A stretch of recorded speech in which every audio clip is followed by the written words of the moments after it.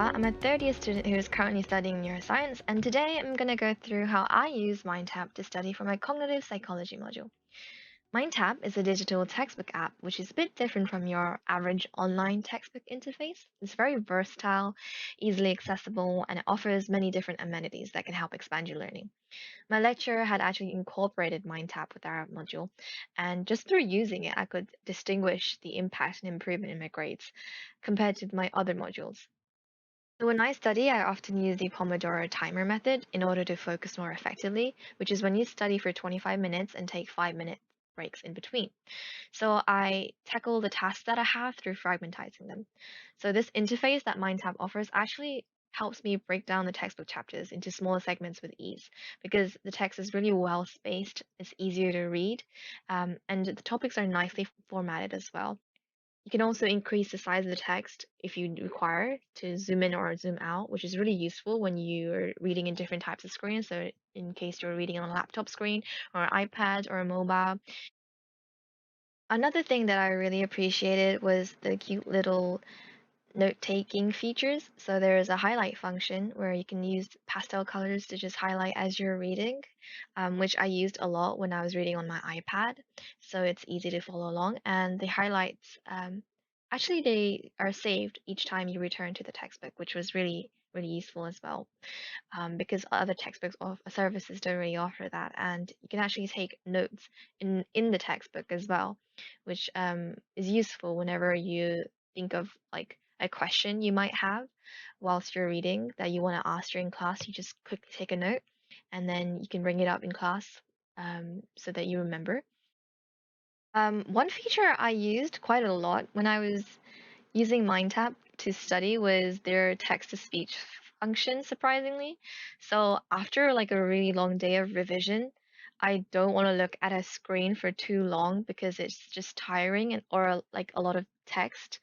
So I just turn on the text to speech function and it starts reading out the textbook. And it feels like I'm listening to a podcast, but I'm actually studying whilst listening.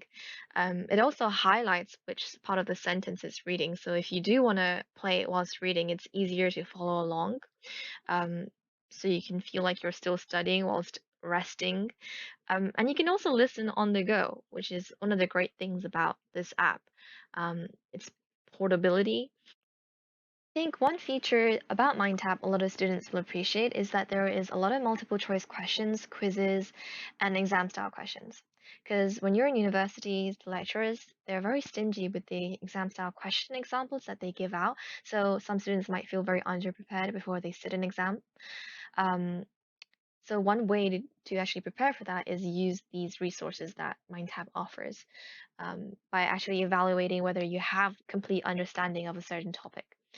Um, the best thing I felt that I used a lot was the quizzes, because it gives you instant feedback whenever you take those quizzes. They'll tell you whatever question you got wrong, but also an explanation of as to why the answer is correct, like certain answers. And it helps consolidate your learning. And also, you can track the progress of the quizzes that you take. Um, in case you don't do so well in one quiz, then you can restudy that certain topic and then take another attempt at it and then see if you've improved or not, which was really useful. The best thing about MindTap is that aside from the web pages, you can download the app on your mobile phone and your iPad, so you can then access the online textbooks offline. And this made my life so much easier because during university, your lecturers will set you a lot of reading. Research papers aside, they'll tell you to read chapters 1 to 10 of a certain textbook. And that's a lot of reading to go through. So being able to read wherever is really useful. So what I used to do was, I used to read the set amount of chapters in the morning of a certain lecture on a commute on the train on my way to the lecture hall, um, which helped me just get through the reading much easier during the week because there's a lot of assignments that is set at once. Something I noticed about the way I study in university is that my note taking almost became completely digital because it was much easier to type than write, especially when you're trying to take notes whilst your lecturer is talking. So I used a lot of note-taking apps, such as just Apple Notes, but the one that I used more often was Evernote. And the great thing about MindTap is that you can actually, it allows you to split your screen, so you can have the textbook on the side and the Evernote on one side, so you can make notes whilst reading, which was really useful.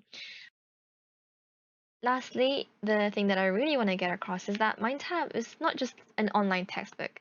You can actually use it to teach yourself a lot of things with the features that they have. So they have something called this Learn It feature, which helps break down the topics of the textbook. So you're not just reading a textbook or piece of text.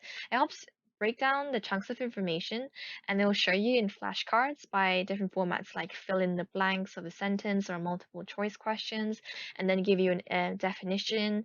And you can also create your own flashcards for any information you think that might be more important to you that you can't remember. And because of this interactive way of learning, you can actually like refresh your memory for certain topics, but also it's way more engaging than just simply reading a textbook. That is usually how it is for other online textbook services.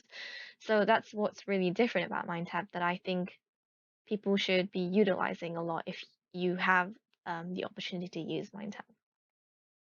Now, truthfully speaking, when I compare how I use MindTap to my friends, is completely different. And that's the best thing. Some features I use more often, my friends don't, like the quizzes or the way that we take notes.